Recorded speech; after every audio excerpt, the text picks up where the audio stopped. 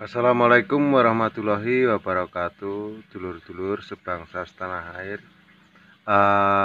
Kali ini di pagi hari ini kita keluarga besar PPC ikut berduka cita atas musibah yang terjadi di seluruh Indonesia. Semoga dulur-dulur yang kena musibah senantiasa diberi kesabaran dan diberi keikhlasan untuk menjalani ujian, lur. Dan semoga apa yang terjadi ini bisa kita ambil hikmah dan bisa kita ambil untuk kedepannya kehidupan kita lebih baik lagi. Saudara-saudaraku sebangsa setanah air, kali ini saya akan melakukan penyemprotan POC. Ini kita takar dengan gelas, lur. Mimik dulu.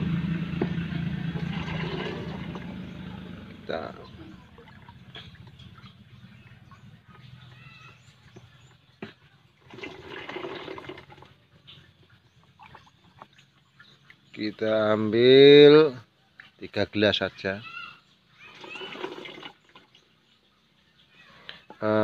Dan ini pertanyaannya,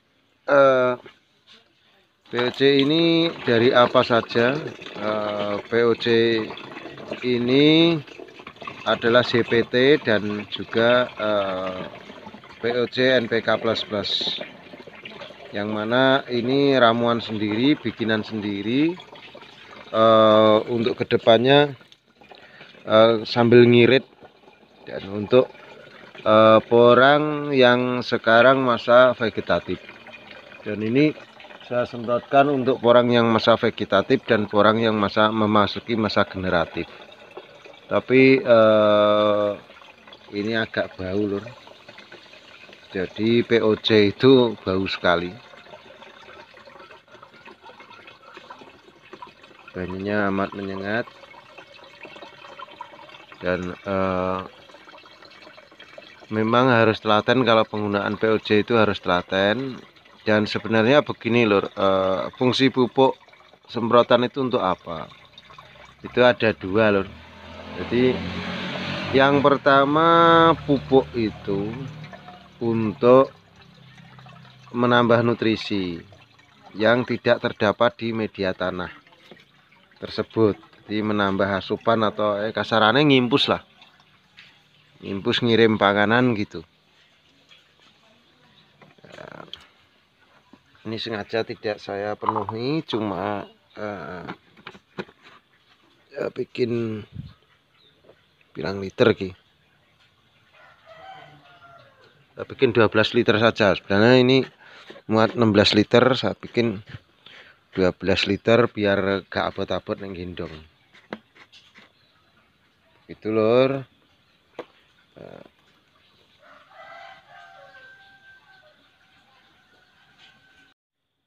Jadi untuk dulur-dulur sekalian, ini cara kita kasih mandi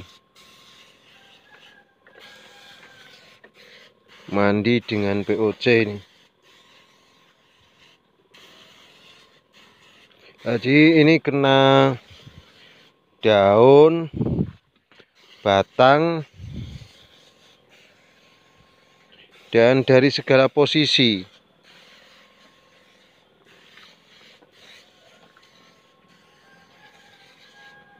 Kena daun, batang, dan juga media tanahnya juga nggak masalah, karena mungkin jenengan banyak menghadapi kasus-kasus seperti ini, daunnya bolong-bolong. Jadi daunnya bolong-bolong bercak seperti ini. Dan ketika masih masa vegetatif seperti ini, memang harus diberi asupan nutrisi. Itu bisa terjadi karena fermentasi dari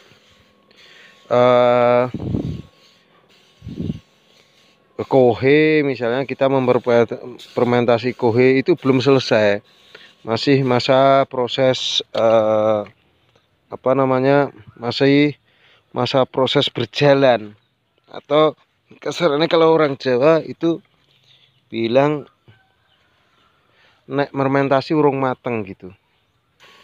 Jadi fermentasinya belum selesai, jadi istilahnya bakteri EM4 itu masih jalan, masih bekerja, sudah diaplikasikan. Ya, jadi terus porang tersebut, akar tersebut mengandung glukumanan, terakhirnya masuk. Glukumanan kan mengandung gula, jadi akhirnya masuk dan menjadi penyakit juga karena dia masih berjalan di dalam batang.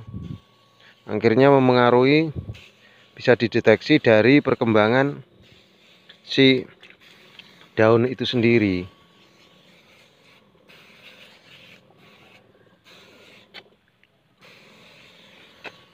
Jadi untuk dulur-dulur sekalian, ini mandi pagi.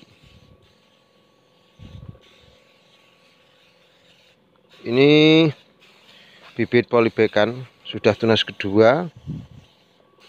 Kebetulan belum laku, lur.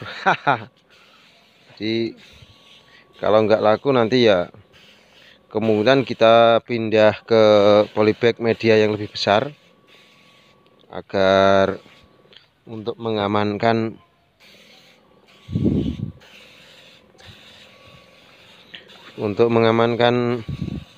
biar medianya atau tanahnya lebih banyak. Jadi dia jadi solusi bagi penyedia bibit polybag yang nggak laku, kalau nggak bisa ditanam sendiri di lahan, misalnya lahannya sudah penuh nggak ada tempat, ya dipindah ukuran polybag yang lebih gede lah, dan nanti semusim biar lebih gede lagi.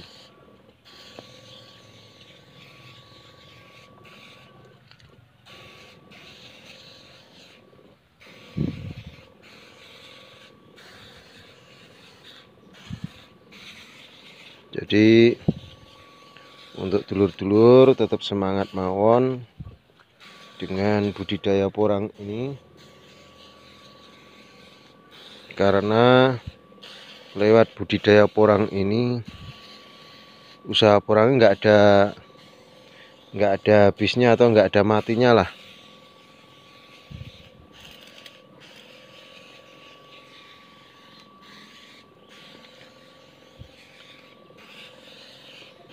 Dan pagi-pagi seperti ini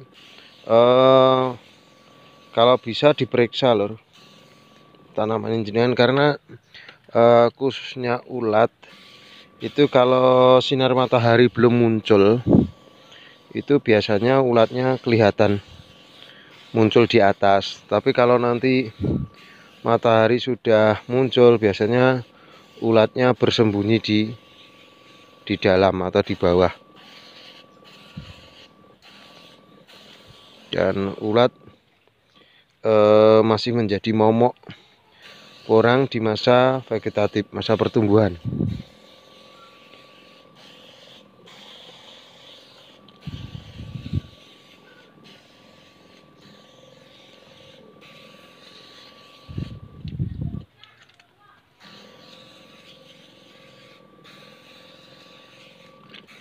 Jadi untuk dulur-dulur sekalian tetap semangat dan selalu berusaha yang terbaik, dikontrol kalau kurang nutrisi apa bisa dibikinkan seperti ini. Saya pakai POC bikinan sendiri, tidak bikinan pabrik. Itu malah satu lebih irit, dua lebih kreatif, tiga untuk menanggulangi sampah-sampah dapur. Jadi ibu-ibu itu setiap hari punya limbah dapur, itu bisa dimanfaatkan untuk dijadikan pupuk.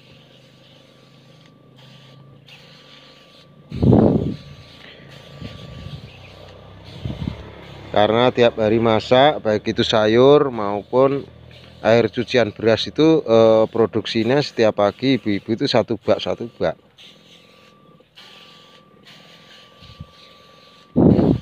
Kalau air kelapa mungkin bisa minta atau beli ke tetangga kita yang usaha parutan kelapa, itu juga bisa.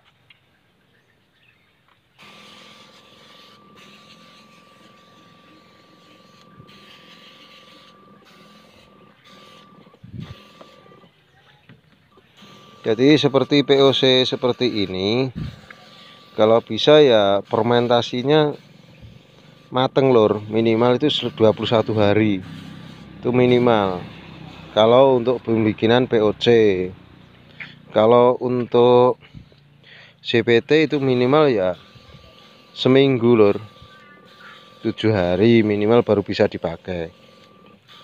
Kalau setelah itu bebas lah diaplikasikan. Tapi kalau ini tadi saya campur antara POC dan CPT karena ini masa vegetatif. Kalau sudah memasuki masa generatif nggak usah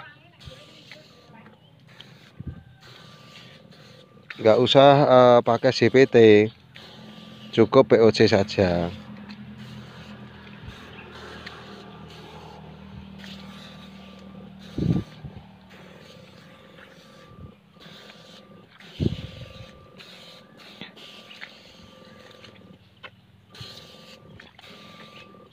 Aduh, ini ada yang roboh, perlu pertolongan.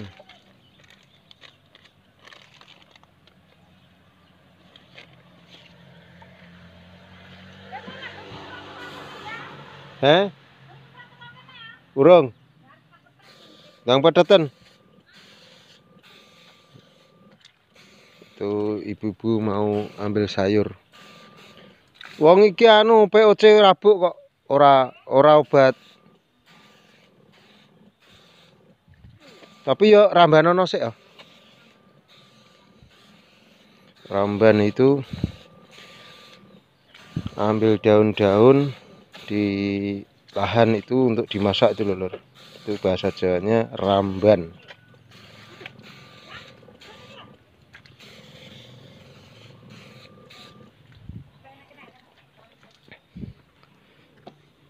Jadi sengaja pagi ini jenengan saya ajak ke nyemprot pagi-pagi, dan ini yang pertumbuhannya lamban atau kemarin terlalu di bawahnya teman-temannya, jadi pertumbuhannya kuntet. Ini perlu disendirikan dan diberi asupan gizi sendiri. Ini sebenarnya umurnya sama, tapi karena istilah Jawanya kayoman. Kayoman itu tidak dapat udara bebas dari teman-temannya, maka dia kalah bersaing. Karena jaraknya sudah rapat seperti itu, dia di bawah, akhirnya dia cenderung kuntet.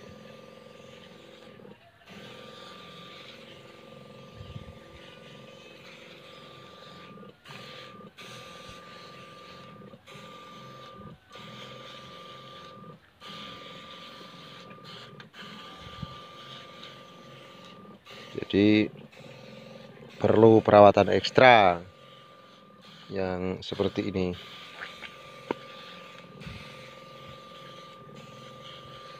Kadang seperti ini dirawat 15 hari saja sudah sama dengan itu, karena dia sebenarnya usianya juga sudah sama.